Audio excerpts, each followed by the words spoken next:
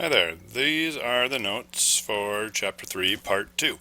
The main topic for Chapter 3, Part 2 is atomic theory, or our understanding of what the atom is built like.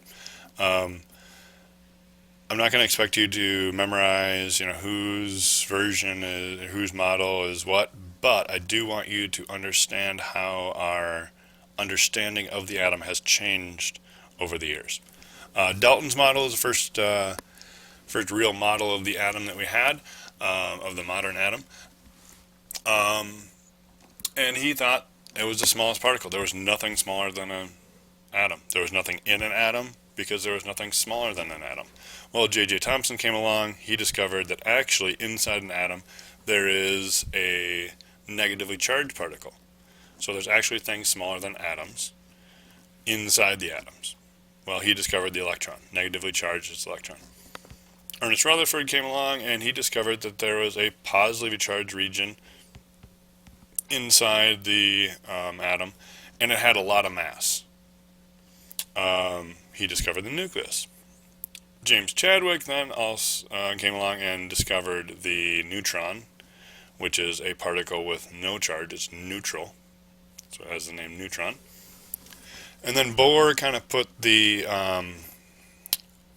electrons kind of into different places, into these rings, these energy levels on the atom. And you're probably familiar with this from ninth grade. We will use the Bohr model quite a bit in this class because it still explains a lot of behaviors, a lot of how it bonds, all this kind of stuff.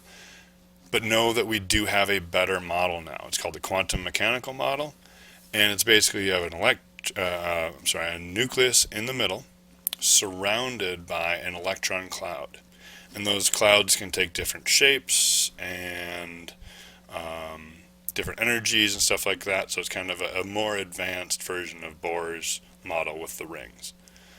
Again, we won't use the quantum mechanical model all that much. We will stick with the Bohr's model, even though we know it's not 100% right. It still kind of serves our purpose for this class. Law of conservation of mass, we already talked about that. Law of definite proportions, or law of constant composition.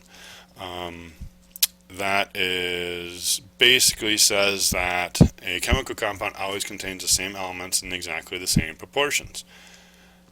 What that means is if we have water, it has 2 H's, 1 O.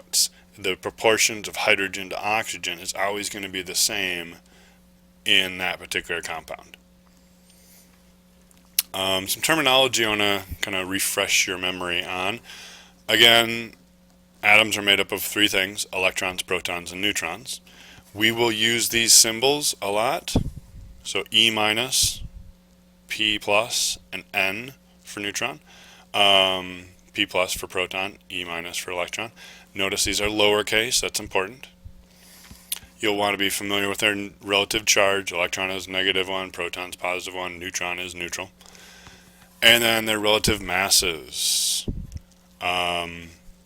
Protons and neutrons are about the same size. They're close enough where we just say that they are the same size. So protons and neutrons are the same size. Electrons are 2,000 times smaller. So electrons are way smaller than a proton or a neutron. Neutrons, kind of the purpose of the neutron is to help stabilize the nucleus. Now the nucleus is made up of protons and neutrons. Neutrons have no charge. Protons have positive charge. Well, there's a couple rules that we'll talk about in chemistry quite a bit. There's opposites attract and like charges repel. Well, if we have a whole bunch of protons together, they all have the same charge. And if they have the same charge, they don't want to attract, they want to push away from each other. Well, there's something called the strong force that holds nucleus together. But one of the things that helps stabilize the fact that we have all these like charges close together is the fact that there are neutrons in there, neutral particles that kind of help balance that. Again, the nucleus is protons and neutrons, but the nucleus is tiny compared to the rest of the atom. It's 1/10,000th the size of the atom, but the nucleus has nearly all the mass. So what that means is we have this atom, and we have a tiny little nucleus in the center, which has nearly all the mass.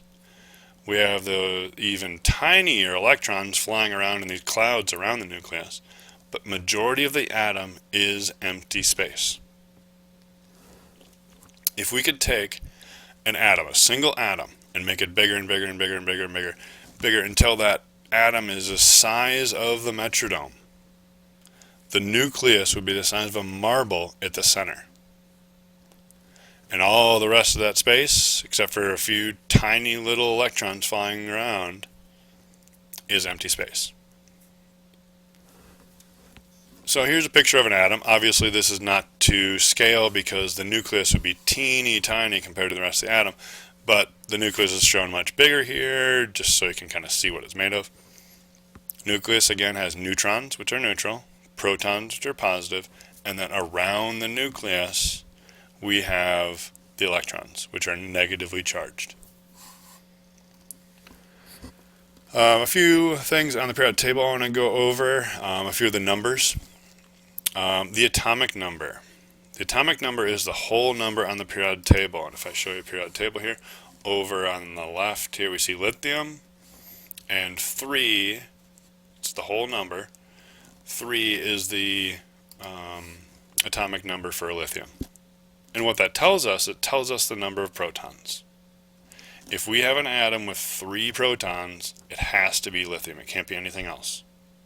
If we have a lithium atom, it has to have 3 protons. Otherwise, it's not lithium. So no two elements have the same number of protons.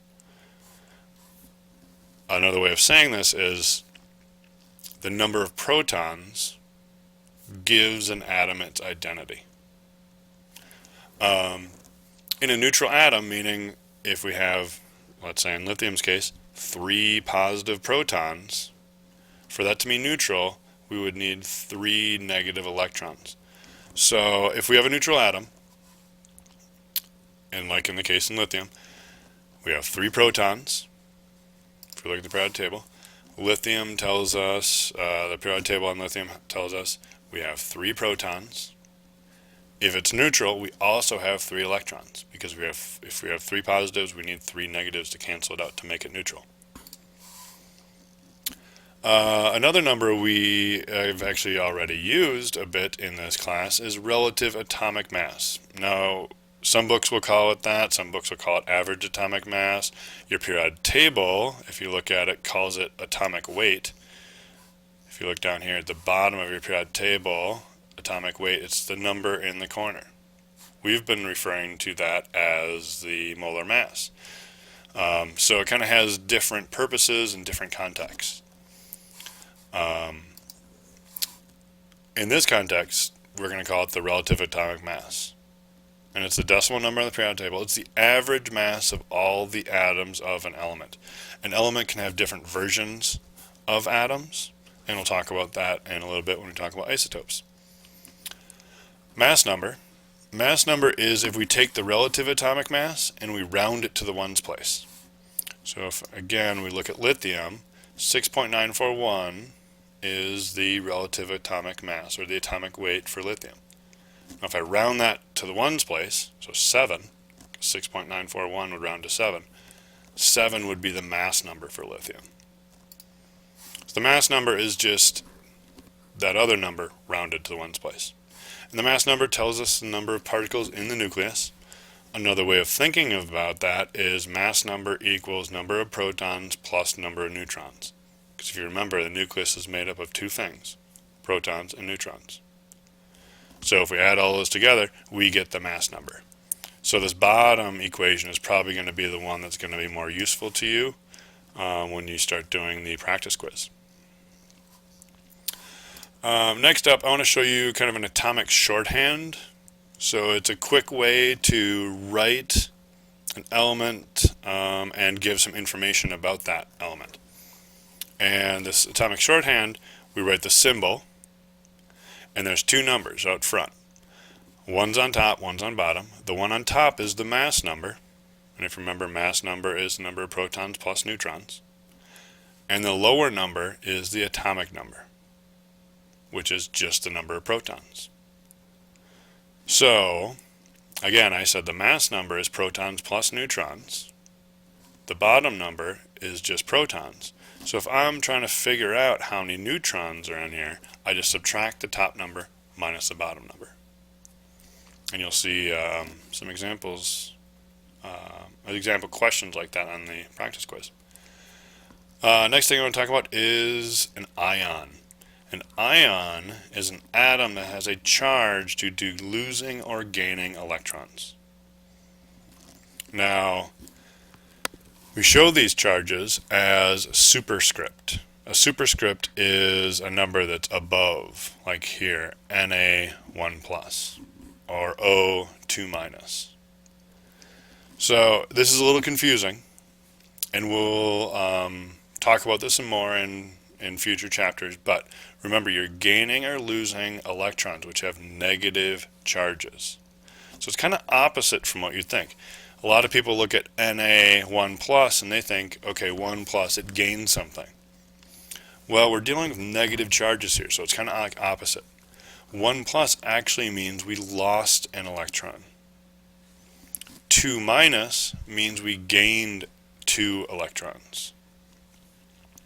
So it's kind of opposite from what you'd think, because you think 1 plus, that means we're gaining something. No, we're actually losing an electron, because we're losing electron negative charges. And we'll come back to that in future chapters. So if that doesn't make 100% sense, we will come back to it, and you'll get another chance to look at it. Isotopes. These are atoms of the same element that have different masses. So, like the example I've been using quite a bit is lithium. Lithium can have different versions of itself. They're all going to have 3 protons because, by definition, lithium has to have 3 protons, like we saw in the periodic table. The atomic number. If it has 3 protons, it is lithium. It has to be. It can only be that, can't be anything else. But what can vary is the number of neutrons. And if you remember, the mass of a neutron is about the same as the mass of a proton. So, if the numbers of neutrons can vary, the masses can vary. Some lithium atoms are going to have 1 or 2 more neutrons, so they're going to be heavier. Some lithium atoms will be missing a neutron, and so they'll be lighter. So, that's what we call an isotope.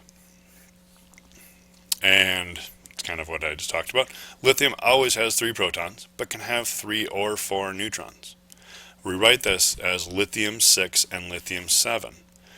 Now, if you think about where the 6 came from, it's 3 protons plus 3 neutrons. So that's the lithium-6. Lithium-7 means 3 protons plus 4 neutrons. Those 6 and the 7, after those, are the mass numbers. So an element always has the same number of protons. I've said that a couple times now.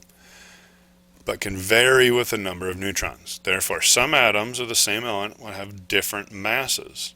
The relative atomic mass is the average of all the different isotopes of an element. So again, if we look at lithium, the relative atomic mass is 6.941. So that is kind of like an average of all the different isotopes of the element. The question I have for you is, we talked about lithium can be either lithium-6 or lithium-7. If you look at the periodic table, which one do you think there's more of? It might be kind of hard to see here, but the average or relative atomic mass for lithium is 6.941.